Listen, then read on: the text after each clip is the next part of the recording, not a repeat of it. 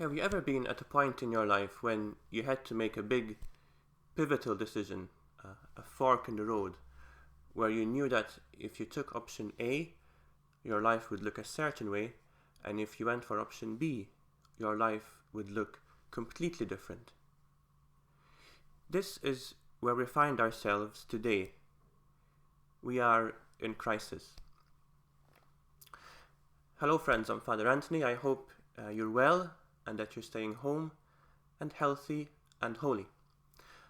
I want to talk to you today about the most important week of the year.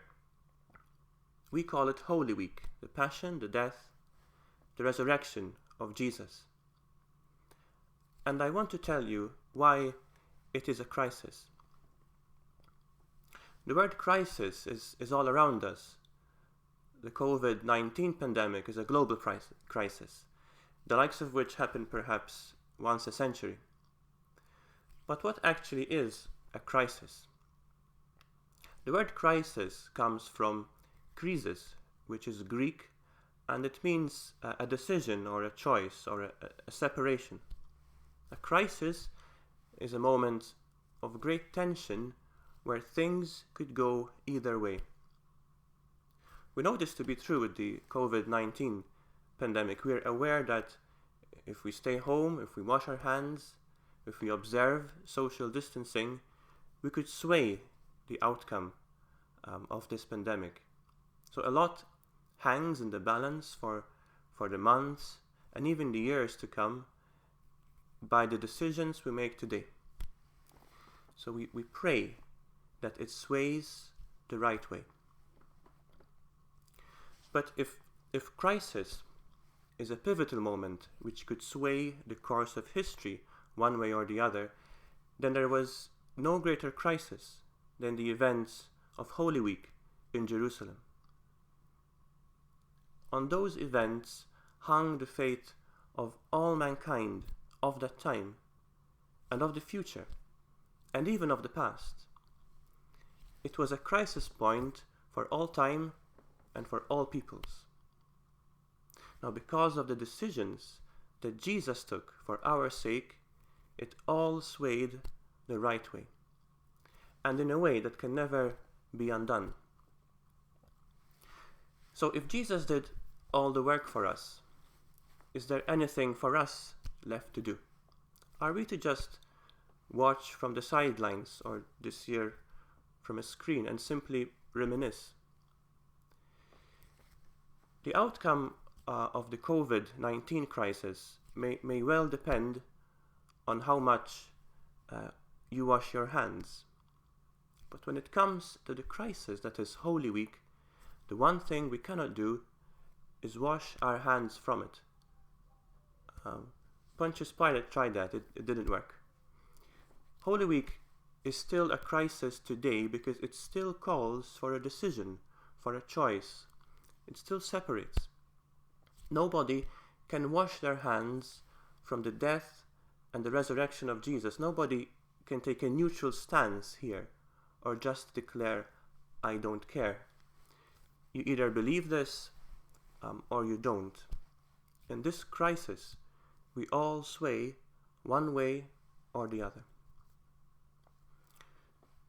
So which way will you sway? The answer to that question won't be in your saying any yes or no, or as this year proves, by going to church or by not going to church. The answer lies in the way you choose to live your life. You see, even with the COVID-19 crisis, when it's all over, when in the years to come you're asked, which way did you sway? Did you save lives? Or did you endanger them by your decisions? You want to make sure that this crisis catches you on the right side. Well, will the crisis that is Holy Week also catch you on the right side? During these couple of days that we're in just now between the entry of Jesus into Jerusalem and the Passover meal that he celebrates with his disciples, two characters stand out. We have Mary, the sister of Lazarus, whom Jesus had raised from the dead, and we have Judas. Now both call him Master and Teacher and Lord. Mary anoints the feet of Jesus with precious nard meant for his burial. Judas hands Jesus over to his enemies. So Mary makes a profession of faith and hope in his resurrection, and Judas professes his disillusionment and his betrayal of Jesus. And they make these professions by what they choose to do, by the way they sway. So, what will you choose to do? Which way will you sway? This year, we are stripped of church ritual and a profession of our beliefs by words. We are left with the bare essentials of this holy crisis as we grapple with the health crisis. We are left with the stark choice of either believing that life triumphs over death or not. From that decision will flow your actions and your reactions through this crisis and beyond. Your choices will reveal your belief. So what will you choose? Will you hand yourself over to Jesus, placing your trust in him? Or will you hand him over, preferring security elsewhere? Will you offer despair, or will you offer hope? Will you offer a hope based on flimsy optimism, or will you offer a hope rooted in the reality of the resurrection? Will you love like he loves?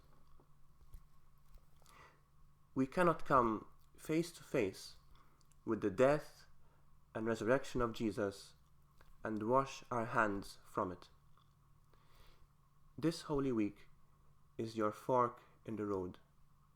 This Holy Week, which way will you sway?